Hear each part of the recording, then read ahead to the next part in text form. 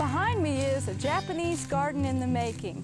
It's the latest addition at Lendonwood Gardens in Grove, Oklahoma.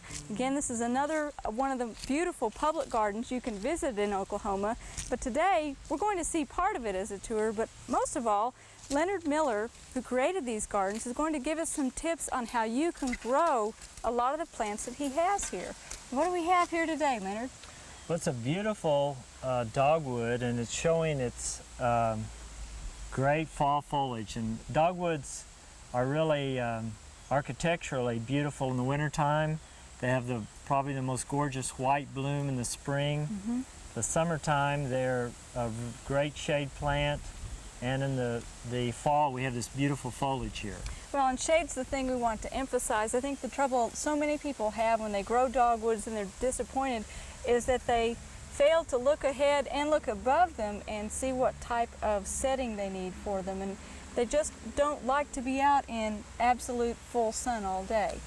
Yes, they're an understory tree, and that's what we planted here at Lendonwood Gardens, is many of the understory trees.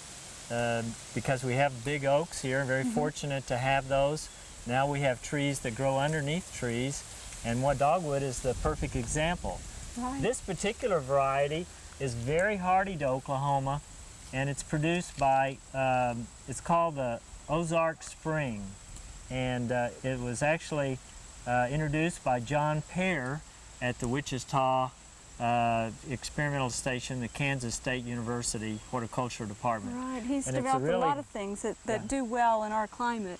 And Ozark Spring, you were telling me before we got started, is one that will grow in most areas of Oklahoma. Again, in a site that's amenable to dogwoods, but it will take our heat and so forth. They like real good drainage. They like an ample amount of water, and we have one here to plant, and we'll get with it. Well, let's get started here. You've already dug the hole, and that's a good thing. We always tell people dig the hole before you buy the tree, so you know what you're dealing with. What I'm going to do here, Sue, is I'm going to place it down in here, and what I want to know is, am I going to be level with the ground? And so in this case, this is a judgmental thing.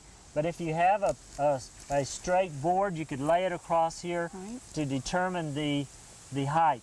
Also, you would not want to take it out to try it in the hole. You see, I have it in the pot. If it's a ball and burlap plant, you would be concerned about breaking the ball, and so you want to be very careful not to tear the roots, because these are tender roots. And so I tried it in the hole. I think this is what we have. Okay. And let's gently get this out of that and start planting it. All right. And just go ahead and lift that out real gently. Now I'm going to adjust it a little bit. Now I'm going to let the roots, I'm going to pull it out a little bit so the roots will be integrated into the soil that we have, which is just an ordinary topsoil. Now I'm going to set it in here, and I'm going to be a little bit low, as I can see. So what I want to do is I'm going to be very gentle about getting it back out here. I'm not going to pull it by the stem of the plant, but I'm going to actually reach my arms underneath it and set it over and not disturb the root ball. Right. Now I'm going to come back with a just ordinary topsoil here, and backfill it a little bit. Then we'll set it back in there and see how we are doing. Now I want to be a little bit lower than the present grade, so that it forms a kind of a well. But I'm still a little low here, so I'm going to try a little bit more soil. Okay, and that's not a situation that applies to all plants. We want to emphasize that. If you're in a heavy clay soil where water tends to stand and you have trouble with root rot, you might want to set things a little higher, but this is a dogwood. It's going into a rocky soil, and he needs to retain water to get it through the summer. Okay, now we're ready to backfill. And once we get that in, we won't fill it all the way up. We'll leave 3 or 4 inches here. Then we'll come back and put some water in here. Let that settle real good. Then we'll put a final finish to it.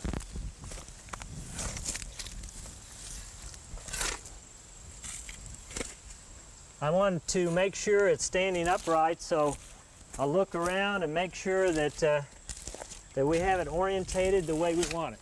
That'd be a hard change to make once you get it all the way in there. And again, notice how careful he was with that ball. You've bought a container-grown plant, and those can be transplanted beautifully in the fall, but you want to make sure that they are held in that ball and the root mass stays together nicely. Okay. Now I'll finish this off with some water and then finally put the final backfill in here. Great. Well, next we have a much more challenging plant to grow in Oklahoma, and it's a shrub that we want to get started. Leonard's going to give us some tips on that as well. But with the dogwood, we were concerned about the hole planting depth, and with this rhododendron, there is no hole involved at all. No, rhododendrons only grow the top 6 inches of soil. They like lots of air and lots of moisture. And you've got a very specific planting medium here too. The fungus disease gets these, and so we plant them in pure pine bark. And you can see we have a bed of pine bark about 2 inches that we put down. We want to plant this on the north side of our house, protected from the winds. Right. On the east side, if you have a real pleasant or good location, but mostly on the north side, it likes lots of shade, and it doesn't like a lot of wind. Now we're going to plant this pine bark, put this, and this is a mulch. Okay, this is composted pine bark here. Yeah, this is composted, and it's real small. Oh yeah, and you mentioned that there are special phenols that are in the pine bark that are given off by it to help resist the root rotting fungi that kill these plants. Right, so it's real easy to plant a rhododendron. All you have to do is empty a few bags, no hole to dig, and you can plant a lot of these if you have the location. Now we're on shade here. Now I'm going to cover this with a mulch. And this mulch I'm using is another source of pine bark. It's a little heavier. And I'm real generous with this because I want this plant to grow really big. Okay. And so I'm going to use 12 cubic feet. Let's get that other bag over here. All right. And this will break down and won't be quite as big, but you can see it'll form a nice bed for this. And this pine bark is pretty cheap. And this plant will grow 6 feet tall, maybe 8 feet wide. So these are fairly large growing plants, and they like lots of root zone. And as this breaks down, this is fairly raw stuff on top. As this breaks down, the roots will spread out into this, and you won't have any problems with diseases. All you need to do now is remember to water it. That's the main thing. And they're not heavy feeders either, are they, Leonard? No, you don't need a lot of fertilizer.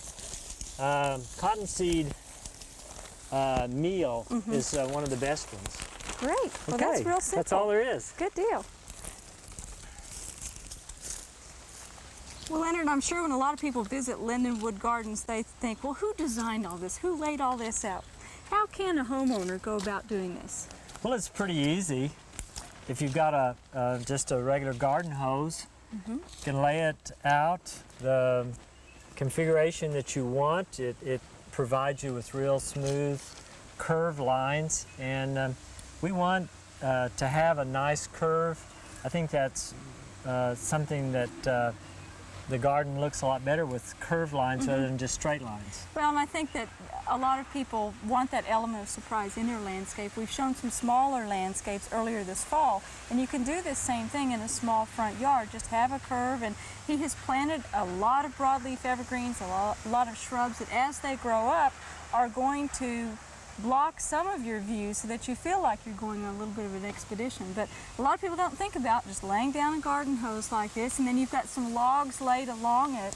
Yes, to pick that out, and what I've done is use some Roundup to kill the grass on each side. Okay. And then the beds are on that side, and then I use rock or just anything of your choice. Okay, and that just lines out the whole area, and this is something that I'm sure you can do at home, and just don't forget to Use pine bark on your rhododendrons. I know I've learned something today Yes, as well. and one of the things that we forgot to tell about the beautiful red berries on the dogwoods this time of year especially. Okay, so come to Lendonwood Gardens for 4 seasons of interest. Thank you.